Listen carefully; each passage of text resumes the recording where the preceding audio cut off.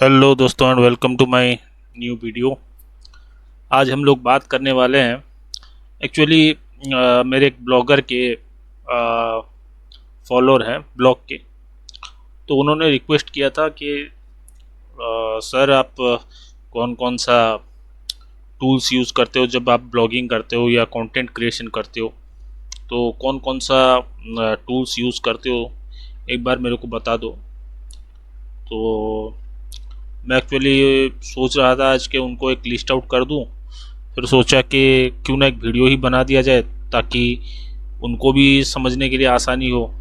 और जो लोग ब्लॉगिंग के दुनिया में नए हैं या मिड में भी हैं तो वो भी समझ जाएं। ठीक है। वो भी ये सब टूल्स एक्चुअली फ्री है। मैं जितने भी यूज़ करता हूँ पेड टूल भी यूज़ करता हूँ, मगर ये जितने टूल मैं आपको बताने वाला हूँ सारे फ्री हैं और आपके बहुत काम आने वाले हैं। और तो चलो देखते हैं। तो आप जैसे क्रोम में ही आप ज़्यादा काम करते हो तो क्रोम में ही ये सब एज ए एक्सटेंशन इंस्टॉल हो जाते हैं। तो मेरा पहला जो टूल है या तो जो एक्सटेंशन है वो है ग्रामरली। आप सब लोग जानते हो कि कोई भी हम चीज़ लिखते हैं या कुछ भी करते हैं तो उसमें ग्रामरली का कितना बड़ा रोल होता है। तो ये देख सकते हो ये है ग्रामरली। हालांकि मेरे पास बिजनेस का अकाउंट है, आप नॉर्मल अपना फ्री वाला अकाउंट भी ऐड कर सकते हो। तो उसमें आपको स्पेलिंग चेक वगैरह आराम से हो जाएगा और पंक्चुएशन चेक। और ठीक है, तो ये ग्रामरली ज़रूर अपने क्रोम में ऐड करिएगा। दूसरा है वैसे ही लैंग्वेज का ही है, मतलब राइटिंग के लिए ही है, वो है ये वाला। इसका नाम है वर्ड ट्यून। इसका काम क्या है मैं बताता हूँ। जैसे ये आपने कुछ लिखा है या तो आपने कहीं से कॉपी किया है, होता है कहीं कभी कभार हमको एक लाइन या एक पैराग्राफ हमको हम लोग कॉपी करते हैं, कॉपी तो नहीं करते मतलब पढ़ के लिखने की कोशिश करते हैं मगर वो बराबर से होता नहीं है। तो हम लोग क्या करते हैं, तो कभी कभार उसको as it is copy paste कर लेते हैं। तो अगर वो पैराग्राफ आप लोग कॉपी पेस्ट कर रहे हो तो उसको थोड़ा पैराफ्रेजिंग कर सकते हो। ठीक है, आप इसको कैसे यूज़ करना है, इसको आप खाली सिलेक्ट करोगे, ये देखो ये ऊपर आ गया, इसको आप क्लिक करोगे तो आपको बहुत सारे ऑप्शन देगा। मतलब ये उसको ऐसे पैराफ्रेज कर सकता है, आप पढ़ के इनमें से कोई भी ऑप्शन को पढ़ के, जैसे मुझे लगा कि नहीं ये पहला वाला ही ठीक है तो मैं इसको क्लिक कर दूंगा तो ये इसमें चेंज हो जाएगा। तो इससे क्या होगा, आपका प्लेगरिज्म जो है वो आपको नहीं देगा, गूगल डिटेक्ट नहीं करेगा या दूसरा ये डिटेक्ट नहीं करेगा कि इसमें प्लेगरिज्म है। ठीक है, ये तो हो गया। अब तीसरे चलते हैं हम लोग एक बार गूगल पे। अच्छा, आप लोग अगर ब्लॉगर हो या यूट्यूबर हो, कोई भी हो, मतलब ऑनलाइन कोई ये सब चीज़ करते हो तो आपको एक चीज़ की ज़रूरत ज़रूर पड़ती होगी, कीवर्ड रिसर्च की। अच्छा, कीवर्ड रिसर्च जब करते हो तो आप क्या करते हो, गूगल पे जाते हो। मान लो हम लोग आज एक क्या सर्च करते हैं कि हाउ टू स्टार्ट, तो आप ये सब देख सकते हो, स्टार्ट ब्लॉगिंग। चलो ये हमारा कीवर्ड हो गया। अब आप देख सकते हो ऊपर में 4-5 आ रहा है ये। तो देखो मेरे पास 3 इंस्टॉल्ड है। एक है ऊबर सजेस्ट, दूसरा है कीवर्ड फाइंडर, कीवर्ड एवरीवेयर, और तीसरा है व्हाट माय सर्फ। ये तीनों में क्या होता है, जैसे व्हाट माय सर्फ का भी काम वही है कि ये मुझे कितना, देखो हाउ टू राइट ब्लॉग, मतलब ये जैसे हाउ टू स्टार्ट ब्लॉगिंग, इसका भी दे दिया कितना वॉल्यूम है, सीपीसी कितना है। ठीक है, आप देख सकते हो 18K और 27.27 डॉलर है as per what my Surf, और 27,100 और 30 रुपया मतलब कुछ हो जाता है 50 40 अराउंड ना, हाँ 40 अराउंड ये दिखा रहा है ऊबर सजेस्ट, ठीक है। तो क्योंकि दोनों इंस्टॉल है तो दोनों अपना अपना दे रहा है। तो देखो, एक तो कोई भी कीवर्ड टूल एग्जैक्ट नहीं होता है। इवन मैंने ये टेस्ट करके देखा है, जो कीवर्ड प्लानर है गूगल का खुद का टूल है, तो उसमें भी बराबर एग्जैक्टली नहीं आता है। मैंने कई बार देखा है कि 50 या 100 उसका सर्च वॉल्यूम दिखाता है।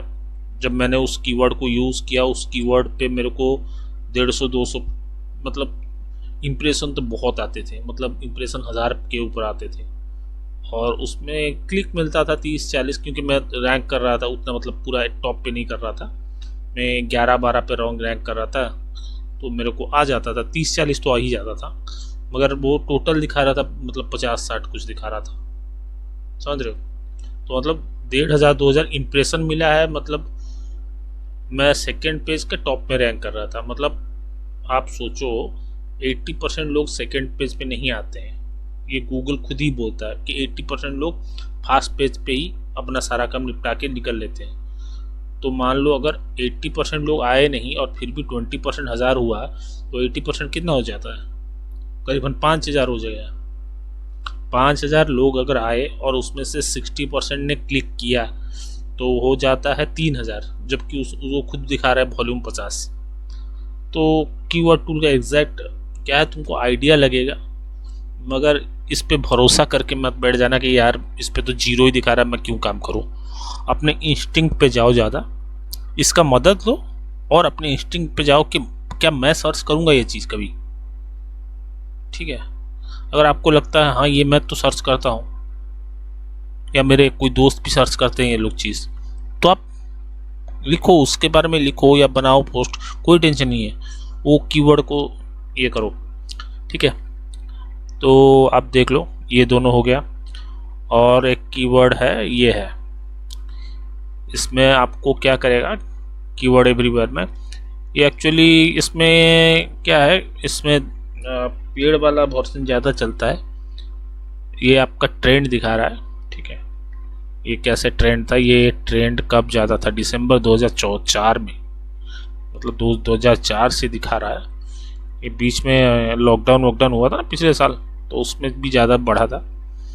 तो जैसे ये देखो हाउ टू स्टार्ट ब्लॉगिंग, ये इंडिया का दिखा रहा, आप इसमें कंट्री भी सेट कर सकते हो, कोई दूसरा कंट्री सेट करोगे तो दूसरा दिखाएगा, ठीक है।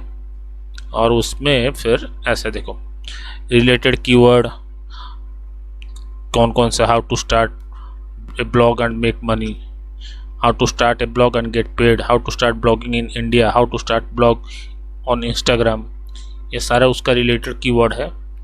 जब आप कोई पोस्ट लिखते हो या कुछ भी लिखते हो तो आपको रिलेटेड कीवर्ड भी यूज़ करना चाहिए। ऐसा नहीं कि how to start a blog को आपने लिखा तो आप बाकी कुछ यूज़ ही नहीं करो, तो उसमें ये भी लिखो कि वर्डप्रेस पे कैसे स्टार्ट करते हैं, ब्लॉगर पे कैसे स्टार्ट करते हैं, मीडियम्स पे कैसे स्टार्ट कर सकते हो, वीबली पे कैसे स्टार्ट कर सकते हो। हाँ,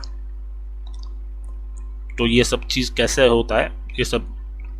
फिर पीपल आल्सो सर्च पर, मतलब जब ये भी जो सर्च करता है वो उसके बाद कभी कभार ये चीज़ भी सर्च कर लेता है कि how to start blogging in India, how to start blog on Instagram, how to start a blog with no money. ये बहुत लोग इंडिया में सर्च करते होंगे, ठीक है।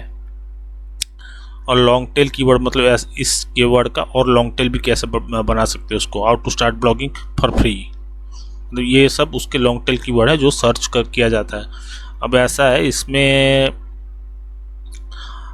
कुछ $10 में 1 लाख मैट्रिक्स मिलता है, क्रेडिट्स मिलता है। मतलब जैसे देख रहे हो ये अगर सारा दिखाएगा ना इसका सारे मैट्रिक्स तो 10 क्रेडिट जाएगा, वैसे इसमें 6 क्रेडिट जाएगा, इसमें 20 क्रेडिट जाएगा, मतलब यहाँ आपको 36 क्रेडिट ऐसे चला गया। दिन में अगर 50 कीवर्ड किए तो 1500 क्रेडिट चला गया, 1500 क्रेडिट चला गया, ये 2000 क्रेडिट चला गया दिन का, तो 40-50 दिन चलेगा $10। तो आप अगर करना चाहते हो तो कर सकते हो, $10 का पड़ता है इसका खरीद के, और इसका कोई एक्सपायरी डेट नहीं होता है, जब तक आपका क्रेडिट है तब तक आपको दिखाता रहेगा, जिस दिन क्रेडिट ख़त्म ये दिखाना बंद, ठीक है। ये हो गया हमारा 5। हाँ, एक ये है एसईओ क्विक, ये भी अब मैं जब मेरी बहुत ज़रूरत है तो इसमें क्या होता है, आपको जैसे देखो यहाँ जैसे होता है ना, इसमें ये सारा दिखाता है, इसका कितना बैकलिंक्स है, बिंग में इसका कितना यूआरएल इंडेक्स्ड है, अलेक्सा रैंक क्या है, ये सब सारा चीज़ दिखाता है। ये वाला सारा हिस्सा उबर सजेस्ट का है, नीचे वाला सब एसईओ क्विक का है, ठीक है। उसके बाद सबसे बढ़िया इस एसईओ क्विक का मुझे अच्छा लगता है ये नंबरिंग कर देता है। तो मुझे क्या है फिर जैसे नहीं तो मान लो मेरा कोई साइट है, तो मुझे क्या है अगर 12 नंबर पर या 13 नंबर पर मेरे को गिनना पड़ता था। हालांकि मैं ये क्या किया हूँ, मैं 100 का कर दिया हूँ, तो मैं एक ही पेज में 100 देख लेता हूँ यार। वो मुझे 10-10 करके करके देखने से बड़ा परेशानी होती है। तो उसमें ये अच्छा है कि 10 नंबर ये हो गया। अब मेरा मान लो 14 नंबर पे है, तो 14 मैं गिनते हुए ऊपर से आया, यहाँ 12-13 में कहीं कंफ्यूज हो गया, मेरा 14 पे है या 16 पे है, 15 पे है, मुझे खुद ही कंफ्यूज हुआ, मैं 4 बार गिनना पड़ता था। तो इसमें कोई टेंशन नहीं है, आप कोई देखो एक ये हो गया, ये चारों को उसने छोड़ दिया, 2 नंबर ये हो गया, ये 4 क्वेश्चन है तो इसको तो छोड़ेगा ही। कभी कभार नहीं छोड़ता है, कभी कभार इसको 6 नंबर भी दिखाता है, और यहाँ छोड़ दिया है, ठीक है। तो ये हो गया, ये हो गया आपके 6, ठीक है। आप इसके अलावा तो ऐसे बहुत मतलब है, आप यूज़ कर सकते हो, मगर मुझे नहीं लगता यार ज़्यादा कोई ज़रूरी है। वैसे मेरे पास बहुत सारे एक्सटेंशन है, अभी 2-4 मैं दिखा के समझा भी देता हूँ। एक AHREF का है, मेरे को ये ज़रूरी नहीं, बिल्कुल नहीं लगता वो, मतलब वैसे ही आप किसी का जाके देख सकते हो AHREF पे, क्या देखना उसमें। क्या करोगे ना, एक्सटेंशन ज़्यादा जितना रखोगे, अगर आपका लैपटॉप या कंप्यूटर बहुत पावरफुल है तो रखो, कोई टेंशन नहीं है, मगर अगर नहीं है तो थोड़ा कम ही रखो, क्योंकि एक्सटेंशन बहुत रैम खाती हैं, बहुत रैम खाती हैं, आपको पता भी नहीं चलेगा, आपका कंप्यूटर स्लो हो जाएगा बहुत। एक ये है, अगर ग्रामरली आपको पसंद ना आए तो ग्रामर एंड स्पेल चेकर ये है, लैंग्वेज टूल इसको बोलते हैं, इसको भी आप इंस्टॉल कर सकते हो। आप इसमें कोई एक कर सकते हो, क्योंकि मेरा इसके पास मतलब ग्रामरली का बिजनेस एडिशन है, तो मैं इसको नहीं ऑन करके रखता हूँ, इसी को रखता हूँ। ये इंसिस्ट एक इंस्टाग्राम का मतलब वेब तो नहीं, मतलब वेब पे ही, मतलब क्रोम पे आप यूज़ कर सकते हो। जैसे आपको मोबाइल में दिखता है वैसे एग्जैक्टली मोबाइल पे, मतलब क्रोम पे भी दिखेगा, और सारा काम मोबाइल में जो कर सकते हो इसमें कर सकते हो। बाकी इसमें बहुत सारा है, सर्फ स्टार्ट है, अच्छा एक सिमिलर वेब है, आपको ये एक चीज़ है, ये एक ज़रूर करके रखना। सिमिलर वेब में क्या करता है, देखो बहुत सारे AHREF हो या दूसरा साइट हो, सेमरस हो, उबर सजेस्ट हो, कोई भी आपको सिर्फ ये दिखाएगा कि उसका क्या बोलते हैं उसको, क्या ऑर्गेनिक ट्रैफिक कितना है। और जितना मैंने प्रैक्टिकल किया है, सबसे इस मामले में सबसे बेस्ट और सबसे आसपास का रिजल्ट उबर सजेस्ट दिखाता है।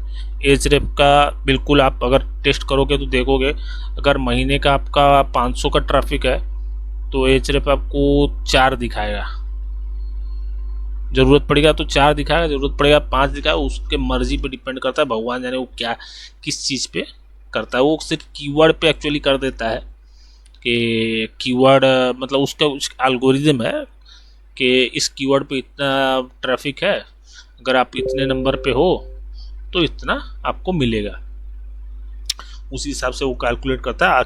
एक्चुअल कैलकुलेट वो नहीं करता है। इस हिसाब से मैंने देखा है कि सबसे बढ़िया कैलकुलेशन जो है वो उबर सजेस्ट का है, ठीक है। आप तो हाँ, सिमिलर वेब की बात कर रहा था, आप यहाँ पे देखो, जैसे सिमिलर वेब में क्या होता है ना, ये आपको एनालिटिक रिपोर्ट दिखाता है। एनालिटिक रिपोर्ट मतलब ये सिर्फ ऑर्गेनिक नहीं, सोशल, रेफरल, सारा मतलब ट्रैफिक दिखाता है। जैसे हम लोग अभी एक rediff.com है, इस पे हम देख लेते हैं इसका कितना ट्रैफिक है। देखो महीने का इसका 40 मिलियन अराउंड सॉरी ट्रैफिक है सॉरी। अच्छा, 40 मिलियन ट्रैफिक में से आपको ये ये कर सेग्रीगेट कर देगा कि कितना क्या है, डायरेक्ट इतना है। अब देखो अगर 40 मिलियन है तो अगर सर्च में देखो सिर्फ 15% है। अब आप एज रेप में जाओगे तो एज रेप आपको बोलेगा कि 40 का 15% कितना होता है, 6 मिलियन, कि 6 मिलियन ट्रैफिक है इसका, है उसका 40 मिलियन। और कोई कोई वेबसाइट का तो मैं देखता था कि ट्रैफिक ही नहीं दिखाता था। वो बहुत सारे वेबसाइट ऐसे हैं जो फेसबुक से अपना पूरा ट्रैफिक लेते हैं, वो छोटा मोटा देखते हो। वो न्यूज़ साइट तो नहीं बोलूँगा, उसको गॉसिप साइट आता है कि बबीता ने क्यों जेठा से कोई मारा चाटा। भाई ये कोई न्यूज़ होता है? चलो जो भी है, वो उनका ट्रैफिक खींचने का तरीका है। तो मैंने एक दो बार देखा कि भाई ये लोग मतलब उस वैसे ट्रैफिक मतलब वैसे सोशल मीडिया ट्रैफिक पे एडसेंस का अप्रूवल नहीं मिलता है। तो वो टबूला और बहुत सारे हैं, मैं कभी और बताऊंगा कि एडसेंस का अगर आपको अप्रूवल ना मिले तो कैसे आप काम करें और कैसे एडसेंस से भी ज़्यादा पैसा कमाएं। तो बोलने का बात यह था कि वो लोग अपना उनके पास अच्छा खासा क्या बोलते हैं उसको, ऐड लगा हुआ है टबूला वूला का। और मैं देखा कि दिन का 30-30 पोस्ट करते रहते हैं। अब 30 पोस्ट कोई एक आदमी तो नहीं करता होगा, कम से कम 3 आदमी 4 आदमी तो लगते होंगे 30 पोस्ट करने के। अब 3-4 आदमी अगर लगे हुए हैं दिन भर, एक पैसा नहीं आ रहा है तो क्यों लगेंगे? एच रफ में मैंने जाके देखा कि भाई साइट में क्या है, ट्रैफिक 0 दिखा रहा है। बोले तो कर क्या रहे हैं लोग? फिर मैंने सिमिलर वेब में जब चेक किया तो कुछ 5 लाख का करीबन दिखाया उसका ट्रैफिक, और जिसमें 90% करीबन था कि वो सोशल ट्रैफिक था, 9% करीबन डायरेक्ट ट्रैफिक था, रेफरल कुछ था और बहुत कम सर्च था। मतलब वो 100 के अराउंड, सर्च में 100 के अराउंड था, बाकी सारा मैक्सिमम आपका फेसबुक ट्रैफिक था। तो वो सब फिर आपको जैसे देखो, मान लो आप एडसेंस भी करते हो तो 100 में से 20 आदमी आपके फेसबुक के भी चाहिए ना। ऐसा तो नहीं कि भाई टोटल आप यहीं से उठाओगे सर्च से। अब भाई उतना बड़ा साइट बन जाओगे तब ना उठाओगे, आपको सोशल से भी थोड़ा बहुत खींचना पड़ेगा। ठीक है, ये हो गया सिमिलर वेब। तो इसमें आपको ये अच्छा है कि आप कोई किसी भी वेबसाइट का डायरेक्ट चेक कर सकते हो कि कितना ट्रैफिक है, क्या है, कहाँ से ट्रैफिक आता है। तो मान लो आप कोई एक वेबसाइट को मतलब एनालिसिस कर रहे हो कि ऐसा एक वेबसाइट बनाऊं, क्या इस तौर पे कुछ अपना कंटेंट लिखूं। जब आपको उसका ट्रैफिक कितना है पता ही नहीं चलेगा तो आप क्यों लिखोगे, क्यों करोगे वो चीज़? तो आपको पता भी चलना चाहिए कि उसका ट्रैफिक कितना है, कहाँ से लाता है। ठीक है, तो ये बहुत इम्पोर्टेंट चीज़ है। तो ये था मेरा टोटल। अब नेक्स्ट वीडियो में मिलते हैं, तब तक नमस्कार। और वीडियो अच्छा लगा हो तो एक लाइक कर देना यार। Thank you.